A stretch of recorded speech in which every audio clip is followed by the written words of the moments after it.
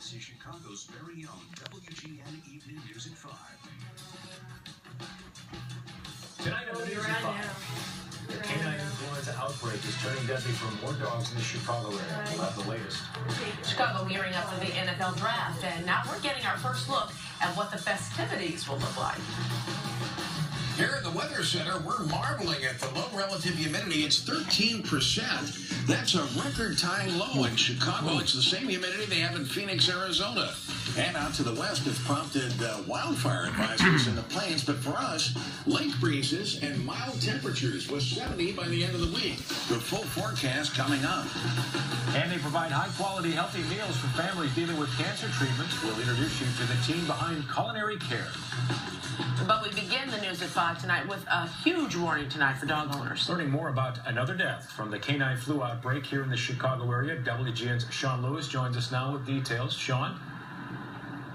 We know of at least 6 dog deaths in Cook County because of this flu outbreak. More than 1,100 confirmed cases so far. Now, larger daycares of the city and other parts of the county have actually had to shut down temporarily, clean up their facility when they have one of those confirmed cases. Smaller daycares like this one here in LaGrange Park have been lucky so far. No cases. That, of course, is little consolation to those owners who have already lost a pet.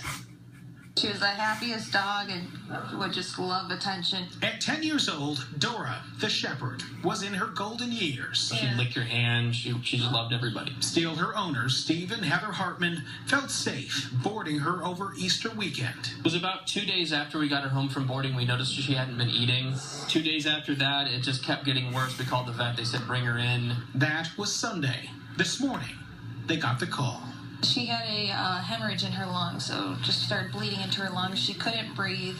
They called us to say, hey, we're administering CPR. She's suffering, so they went ahead and euthanized her so she would at least be comfortable for the last few moments.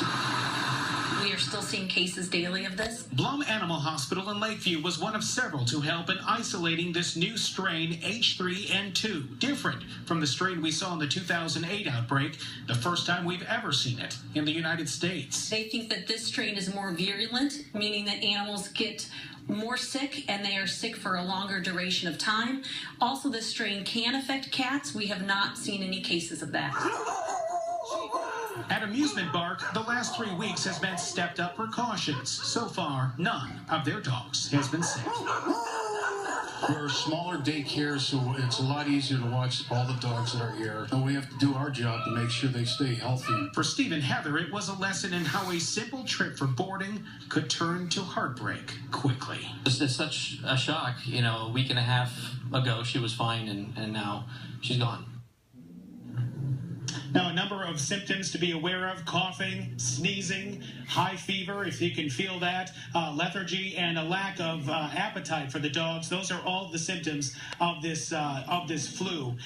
Veterinarians are saying to keep your animals out of social experiences like dog parks and dog beaches, at least for now, until this outbreak subsides. And also, there is a flu vaccine that you can get for your dog. We're live in LaGrange Park tonight. Sean Lewis, WGN News. All right, Sean, thanks. Well, they call it controlled burn, but it got too close to the houses in northwest suburban Crystal Lake.